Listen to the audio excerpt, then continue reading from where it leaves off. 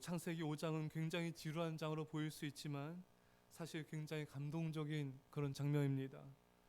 오늘 본문에 계속 반복되는 말씀은 살고 죽었더라, 낳았고 살고 죽었더라, 낳았으며 살고 죽었더라. 여러분, 이 죽음은 사실 우리가 볼 때는 누군가의 죽음이고 또 대부분의 사람들의 삶과 죽음의 모습으로 다가올 것입니다. 하지만 나의 삶과 죽음이기도 한 것입니다. 나 역시 살고 죽었더라. 장례식장에 가면은 수많은 사람들의 죽음을 보게 되고 남겨진 유가족들의 슬픔을 보게 됩니다. 막상 나의 죽음을 경험하기 전까지 우리는 죽음을 잘 모르죠. 나의 가장 가까운 이의 죽음을 경험함을 통해서 우리는 간접적인 죽음을 경험할 뿐인 것입니다. 우리는 우리 자신이 가장 사랑하는 이의 죽음을 통하여 죽음의 한 단면만 볼 뿐인 것이죠. 살고 죽었더라. 이 사회는 수많은 생명의 탄생의 기쁨과 또 수많은 사람들의 죽음의 슬픔이 담겨져 있습니다. 시편 90편 10절에 우리 연수가 70이요 강건하면 80이라도 그 연수의 자랑은 수고와 슬픔뿐이요 신속히 가니 우리가 날아가나이다. 수고와 슬픔이 가득한 이 세상을 살아가는 동안 진정한 의미와 가치가 있는 삶은 무엇일까요? 에녹이 그것을 보여주고 있습니다. 에녹이 하나님과 동행하더니, 오늘 본문에는 에녹이 하나님과 동행했다는 말씀이 두 번 나옵니다. 여러분, 하나님과 동행하는 것만이 삶의 진정한 의미가 있는 것입니다. 하나님과의 동행은 무엇을 의미할까요? 그것은 하나님 말씀의 순종을 의미합니다. 두 사람이 함께 동행하려면은, 예를 들어서 한 사람은 산으로 가고자 하고 또 한 사람은 바다로 가고자 한다면은 동행할 수가 없죠. 서로 합의하지 않으면 동행할 수가 없습니다. 서로 뜻을 맞춰야 됩니다. 우리가 하나님의 뜻에 맞추어야, 말씀에 순종하여야 하나님과 동행할 수가 있습니다. 매튜 헨리는 하나님과의 동행을 다음과 같이 말합니다. 하나님과 동행한다는 것은 언제나 우리 앞에 하나님을 세우는 일이며 하나님과 교통하는 삶 생활을 사는 것이다. 하나님 말씀을 행동의 기울로 삼고 그의 영광을 모든 행동의 목표로 삼는 것이다. 그것은 만사를 하나님을 기쁘시게 하고 어느 모로나 하나님의 마음을 상한 일이 없도록 끊임없이 염려하고 노력하는 일을 뜻하는 것이다.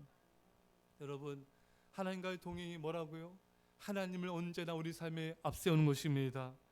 말씀을 따라 살아가되 하나님의 영광을 위하여 어떻게 하면 하나님을 기쁘시게 할까, 또 하나님의 마음을 상하게 하지 않을까 끊임없이 노력하고 우리가 또 하나님께 그런 기쁨을 드리는 삶, 바로 그것이 하나님과 동행하는 삶인 것입니다.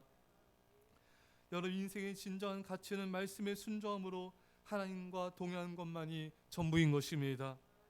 이것을 언제 깨달을까요? 많은 환난과 고난과 아픔과 눈물을 통해 인생들은 깨닫게 되는 것입니다. 솔로몬 역시 하나님 멀리하고 세상과 우상을 가까이 하다가 하나님의 징벌과 많은 환난을 겪으면서 그는 참회록을 쓰게 됩니다. 그것이 바로 전도서이죠. 전도서의 시작은 헛됨으로 시작됩니다. 전도서 1장 2절에 전도자가 이르되 헛되고 헛되고 헛되며 헛되고 헛되니 모든 것이 헛되도다.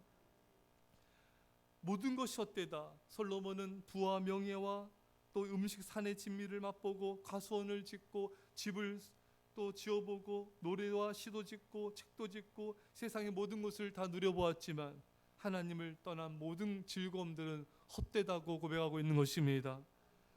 여러분, 세상의 헛됨에 대한 깨달음을 우리는 빨리 가져야 됩니다. 이것은 많은 환난과 고난과 아픔을 눈물을 통해서만 세상에 대한 미련을 버리게 되는 것과 같은 것입니다. 우리가 이 모든 세상에 대한 이 부질없는 썩어지는 것을 쫓는 것을, 우리 이 모든 세상 헛됨을 깨달음을 통하여 멈추게 되는 것입니다. 무엇보다 이 세상에는 영원한 것이 없으며 모든 것이 사라지는 것들이며 그 사라진 것들에 대한 허무함을 깨닫게 되는 것입니다. 그래서 영원한 것을, 영원한 가치를 추구하게 되는 것입니다. 사랑하는 성도 여러분, 우리는 세상의 헛됨을 통하여 영원하신 하나님만을 사랑하게 되고 더욱 하나님만을 따르게 되는 것입니다. 전도서의 시작은 헛됨이었고 전도서의 결론은 하나님을 경외한 것으로 끝맺음을 하고 있습니다. 전도서 12장 13절에 일의 결국을 다 들었으니 하나님을 경외하고 그의 명령들을 지킬지어다. 이것이 모든 사람의 본분이니라. 여러분, 하나님을 경외함으로 말씀에 순종함으로 하나님과 동의하는 것만이 가치 있는 삶인 것을 깨닫게 되는 것입니다. 그 외의 모든 것은 다 허무하고 헛된 것이라는 것이죠. 고 하영주 목사님이 말씀을 전하실 때 들려주신 에녹에 대한 동화가 지금도 감동으로 남아 있습니다. 하나님은 해가 뜨면 에녹의 집에 와서 부르셨습니다. 에녹아, 내가 왔다, 나가자. 그러면 에녹은 반갑게 나아가 맞이하여 하나님의 손을 잡고 산으로 들로 산책을 하며 즐거운 시간을 갖다가 해가 지면 하나님이 에녹을 그의 집에 데려다 주시곤 하였습니다. 그것이 300년 동안 계속되었던 거지요. 그러던 어느 날 날씨가 너무나 화창하여 에녹과 하나님이 함께 산책을 즐기다가 너무 멀리 가서 해가 졌는데도 에녹의 집으로 돌아갈 수가 없게 되었답니다. 그때 하나님이 말씀하십니다. 에녹아, 그냥 우리 집으로 가자. 그래서 에녹은 하나님과 함께 하나님 나라로 올라갔다는 것입니다. 여러분, 우리도 이렇게 어린아이처럼 하나님과 동행하며 살 수 있다면 얼마나 좋을까요?